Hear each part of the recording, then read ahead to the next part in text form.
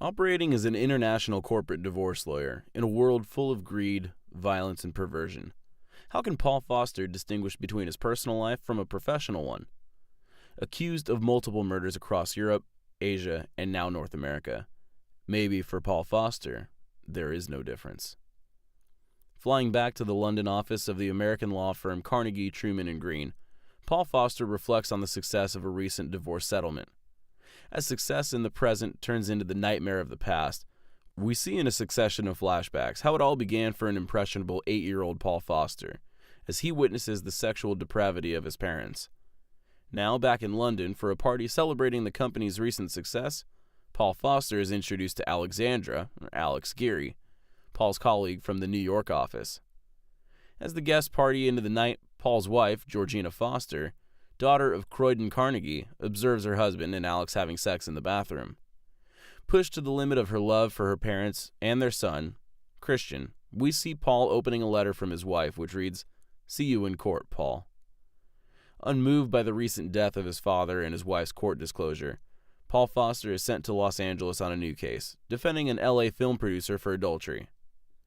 Toby Westlake, LA film producer and pedophile, screams down the phone at the screenwriter as Paul Foster waits to speak to his newest client. Paul Foster has been there before, defending the underbelly of human depravity. To him, this is just another case, another client that blurs the world between morality and the boundaries between right and wrong. Toby is guilty like all the rest, but that is why he is there, defending the indefensible, defending a world which has already drawn him in all those years into that first experience of fear, excitement, control, and ultimately, murder. In further flashback scenes, we are drawn deeper into the relationship between the young Paul Foster, his drug-addicted father Borman, and the failed medication that has led to Paul's own physical abuse and personal torments. Now, addicted to his father's medication, Imitrex, Paul Foster struggles to control his own fears, a struggle which can only find release in his desperate need for control, and the need to kill again. As we're drawn into the world of the rich and famous, scenes between Toby Westlake's wife, Catherine, reveal a caring side to our protagonist. But as the LA Police Department begin to piece together the MO of recent murders, a simple case of divorce takes on something more sinister, something which Paul Foster had not planned for. The murder of Catherine Westlake's private detective, Leonard Sparrow, leads LA's best detectives to Paul Foster's front door. But is the murder of Sparrow just a coincidence? As the police begin to unearth the world of the international divorce lawyer, Alex Geary turns up at Paul's hotel room. Unconvinced that his colleague is just passing through, Foster knows there are no coincidences.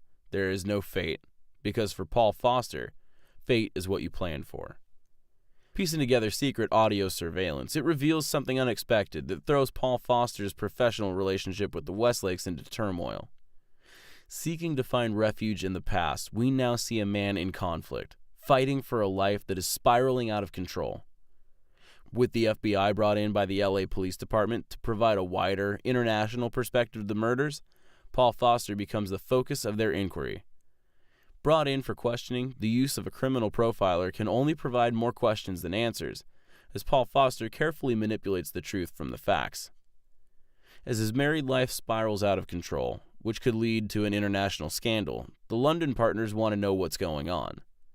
With Paul Foster struggling to keep his domestic life under wraps, he seeks the company of a prostitute, Suzanne Summers, providing for him a sense of peace and calm. Deciding to sever his professional relationship with Toby Westlake, we learn in a tender scene between Paul and Alex that her mother is actually Catherine Westlake, and that Alex, as a child, suffered abuse from the hands of her father, Toby. As Paul makes plans to return to London, another dead body, that of Susan Summers, has been found. Asked to provide further information as to his movements on the night Suzanne Summers died, Paul Foster admits to spending time with the woman, but denies killing her. With evidence now strong enough to place Paul Foster at the scene of the crime, it looks like the police have finally caught their international serial killer, and they'll have their day in court. In a penultimate scene set in an unremarkable courtroom just outside of LA, the judge begins his summing up of the evidence against the defendant, Paul Foster. As Paul sits, unemotional, listening to the evidence placed before him, a memory stick providing surveillance of that fatal night Suzanne Summers died is delivered to a person who, unbeknownst to its content, might just provide the alibi which will set Paul Foster, international divorce lawyer and serial killer, free. Out of Darkness is a psychological thriller set in the present. It asks the question, what drives human nature to destruction?